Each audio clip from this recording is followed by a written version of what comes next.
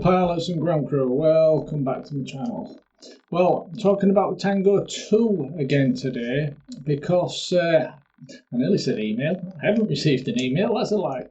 I've had a couple of comments from a new pilot, right, a newbie, a gentleman called, he's called Harry. I'll put his name up because I don't want to insult the guy by mispronouncing your last name because I have trouble with names. There you go.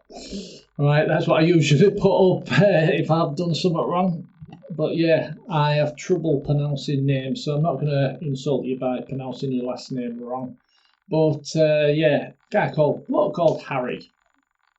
Right, and like I said, new pilot. And by the sounds of it, he's just got himself a Tango 2 and he's having problems setting up switches. He's getting CLI alerts, which we'll go into a bit later, right? So what this video is, right, and I'm telling you from the beginning because I know a lot of you will already know this, so you might not want to watch, but it's how to set up a switch, right?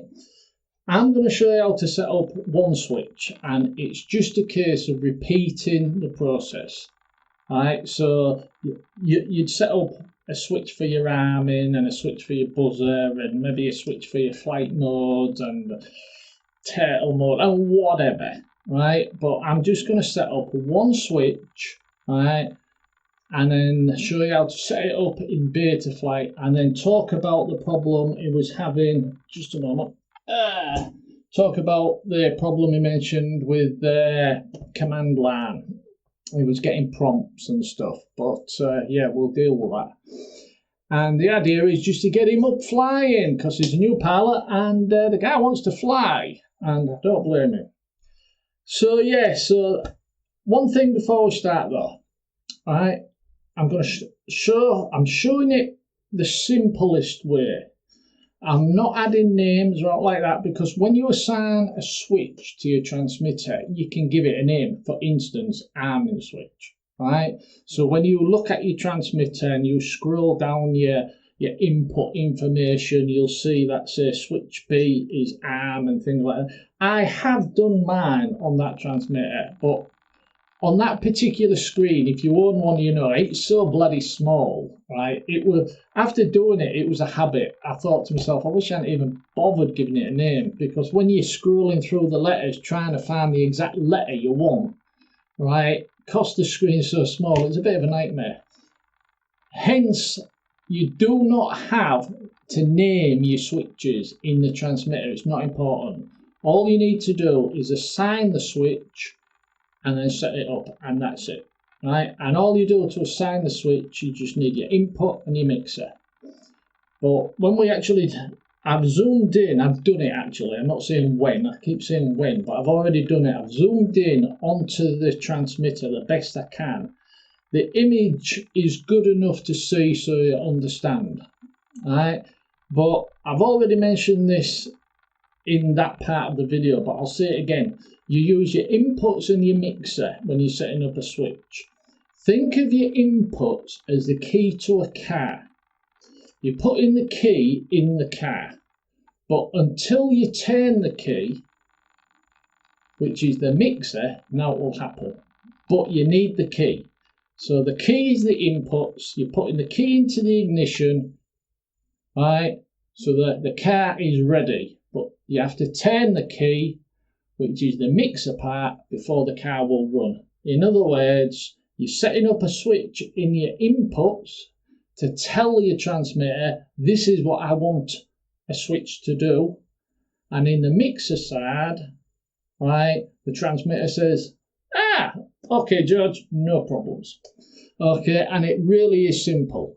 It is simple. It's just one of them things, if you've never done it before, it can look complicated.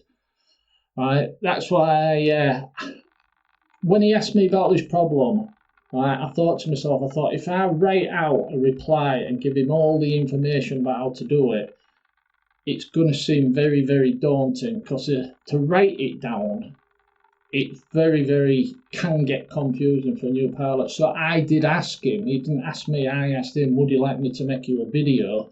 And he said yes.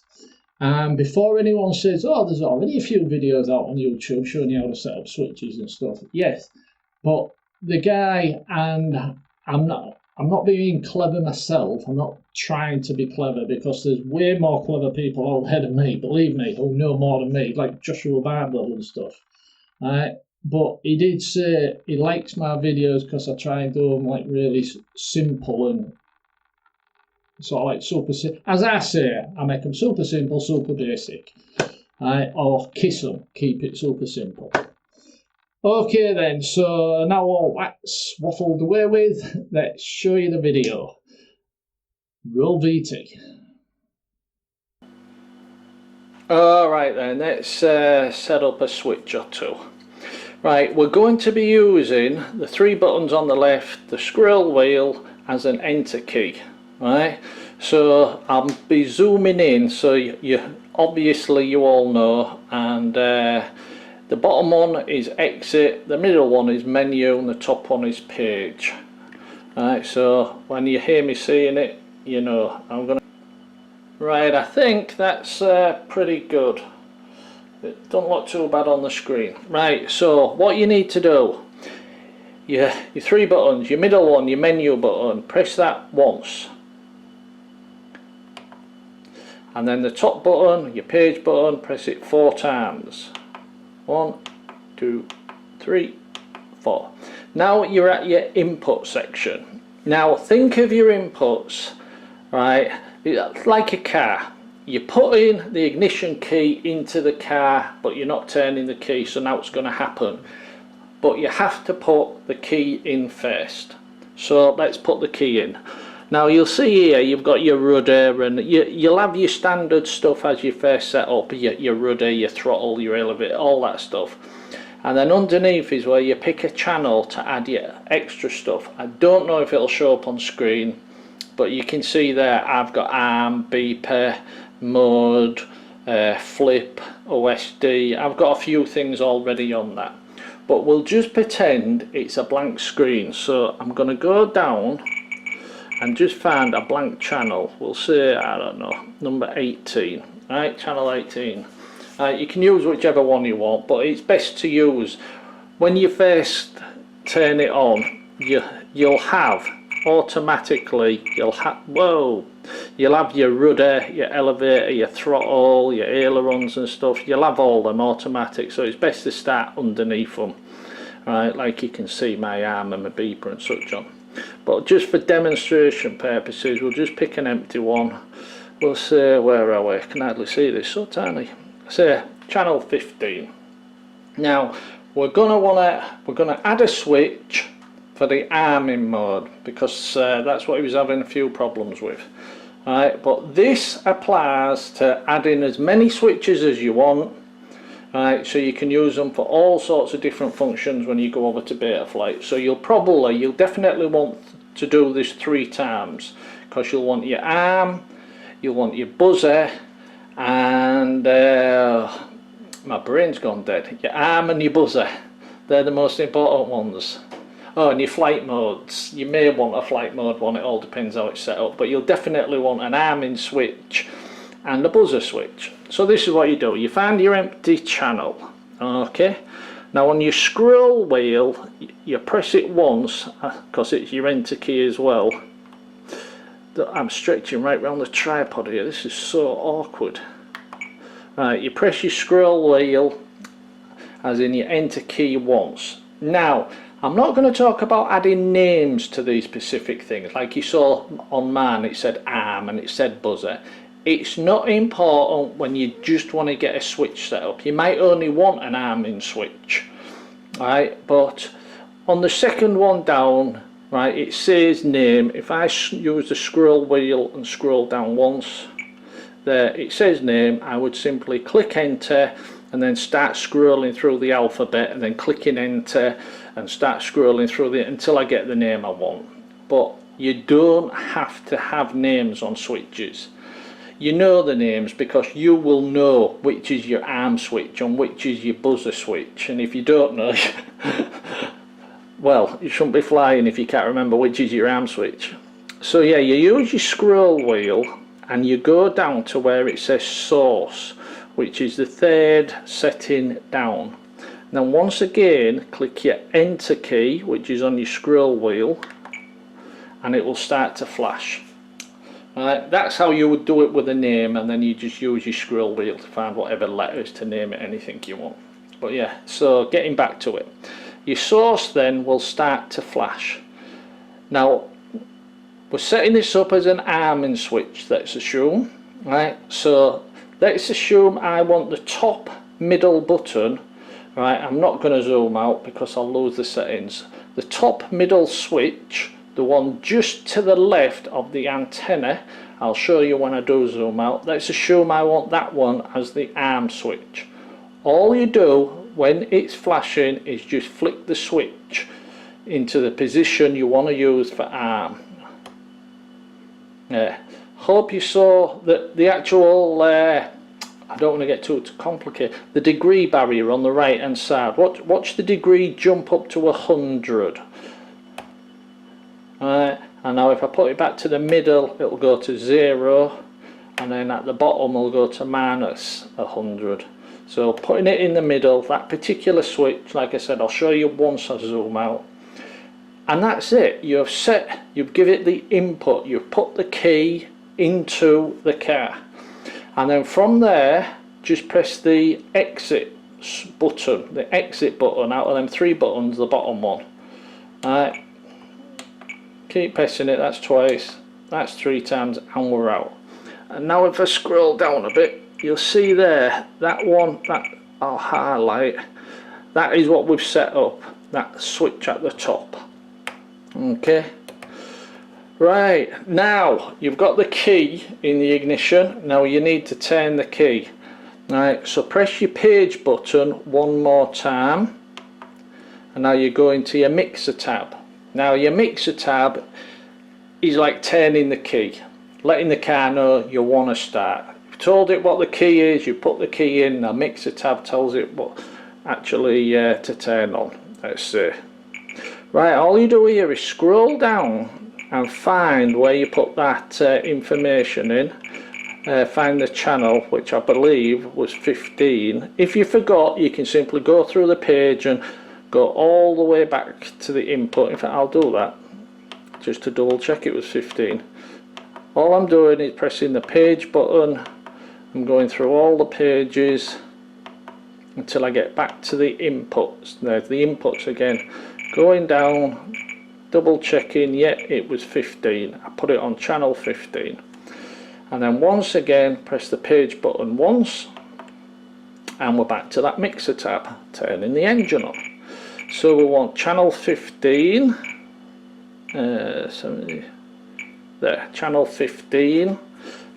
Click your enter key on your scroll wheel. Now this is the easy bit. You've clicked enter on channel 15. Now all you do now is come out of it again, exit, and there you go. You see now channel 15 has automatically accepted that switch, and that's it. You are ready to do the next bit on Betaflight. Let's just zoom out and a little bit here now. Right, I'll just come back out here just so you get it completely.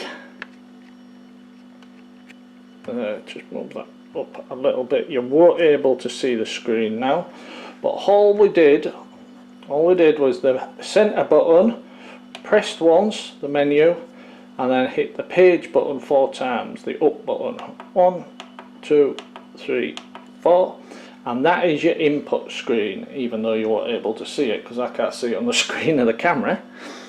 And then we scroll down, we found an empty channel, whichever one we wanted, but we found 15. We clicked the scroll wheel to enter channel 15, and then we went to sources and then flicked this switch. I flicked this switch, okay, and it automatically logged into it. And then we came out of that by pressing the exit key, and then press the page key one more time, which takes you into the mixer, which is starting the engine, shall we say, as we said.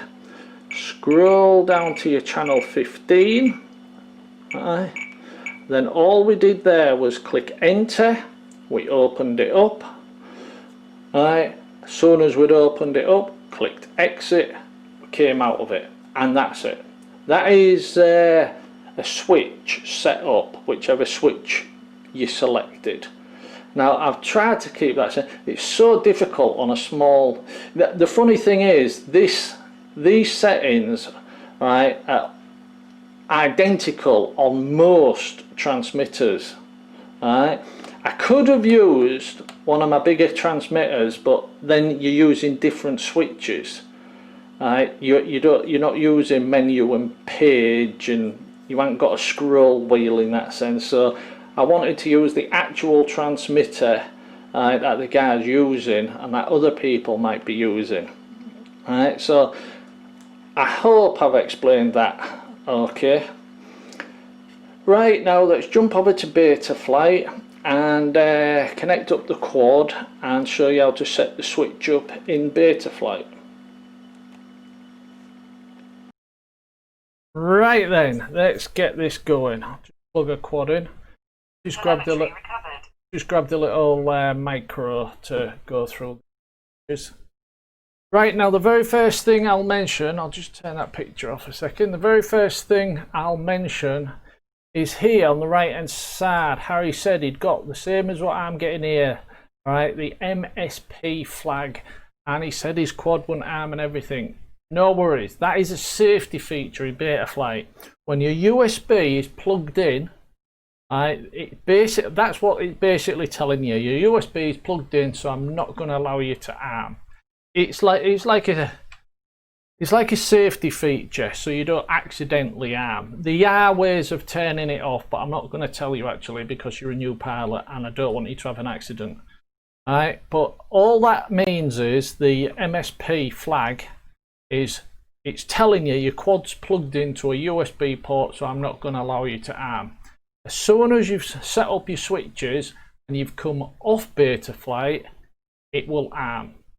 That's all it's doing. It's just saying you're plugged into a USB port, and so I'm not going to let you arm. So there's no problem with that. It's nothing to worry about at all. Okay, right, moving on. Right, we've got our transmitter here and everything. I can't get this in shot, but if you're watching this, you already own one. So when I talk about the switch, you know what I'm talking about. First thing we're going to do is, because we didn't name anything, we don't know what's happening or out like that, so you go over to your receiver tab, right? Your receiver tab here. And what you need to do is make sure your switches work. So if I flick a switch here, right, just going to flick that switch here, and I can see aux6 moved. Right, on the screen, aux6 is moving. Right, this switch will make a noise because I've got a voice built in. Acro mode on. Right, but I can see aux3. Acro mode on. aux3 is moving. Now, depending on what version of Betaflight and what firmware, right, write down the aux channel number, right, when you move the switch. So say you want this switch here as your arming switch, right? When I move it, it's aux6. So write it down just so you know, right? And I'll explain why in a minute. In fact, I'll explain why now. Move over to the modes tab. Now, to add an arming switch, right, on here, you simply click add range. Now, as it is here, it says auto, which is brilliant, right? It means it's going to do it for you automatically. But on a newer version of Betaflight, I believe the auto has gone. I could be wrong. I could be getting mixed up with iNav, but the auto has gone. Right, and you actually have to tell it. That's why you write down aux channels from the receiver bit. However, forget all that because it says auto on here. And if yours says auto, all you do then is flick the switch, press the button, right, of what you want on your arm. And in my case, it's this one here. What engines at the ready, Captain? As you heard, that's armed. Right, warp engines at the ready, Captain. I'm a bit of a Trekkie. Right, and as you saw straight away, the yellow button, right, the yellow tab, this little thing here, you'll see it move again. Right, when I turn that off, it's jumped back again. And you put this bar, this slide bar, into the position you want it to be when it's armed. So for me, it's there. I press the button. It's jumped into the yellow bar, which is the activation bar, and it's armed. Turn the arm switch off. Now I'm going to save this here, bottom right save, and now that is my arm switch set up. Right, press my arm button, and as you can see, it's saying on the screen in red, arm disabled, and that's for the reason that I've mentioned at the beginning. Right, to do that safety feature, because I've got a USB plugged in, it doesn't want me to arm. Okay, but we've done that, but that's why that comes up as basically disabled, because it's plugged into the USB. Okay, turn that switch off. Now let's assign another switch while we're here. Just going down, a beeper. Always need a beeper. Add range. And on my case, my beeper's here, so I'm just going to press the switch. Straight away, the yellow bar jumped to the end, so I'm going to move that slide bar to the end. Just shorten it a bit. Right. That'll do, and then press again, come out and click save. And now when I press, don't know if you can hear that, I'm putting the microphone near the quad. It's a pathetic little beeper on that quad. Alright, the battery's dead on it, but it's working. Alright, the beeper's working. Okay, remember the arm function won't work, that was disabled once again because we've got a USB in. That's why we was getting the flag, which we're still getting the MST flag. Okay, right, moving back again. Right, let's set up something else. What we're going to set up here. We've got the buzzer, we've got the beeper, air mode. Add range, add in air mode. Now for air mode, I use this switch. Acro mode on. Acro mode on. Okay, now I know that said acro. Ignore what my transmitter's seeing. Ignore that. Right. Ignore what you're hearing on my transmitter. Right. But air mode, I have set up on a switch. Right. In the down position, it's here as in off. But in the middle position, Acro mode on. It's on, and I extend that slider bar all the way to the end so that in the full down position it's also on. So that's my air mode. Right, just turn this off. Mode on. Now that's on aux channel 3, air mode. Okay, and save again. You can actually do all these at once and then just click save at the end, but if you save one step at a time, you don't forget. Right, and we'll just do one last. Oh, I'll tell you what, because this is for Harry and he's a new pilot, he might not know what air mode is, so this one's for you, Harry. What air mode does, it basically, when you're flying, when you drop your throttle, right, your propellers stop. We all know that.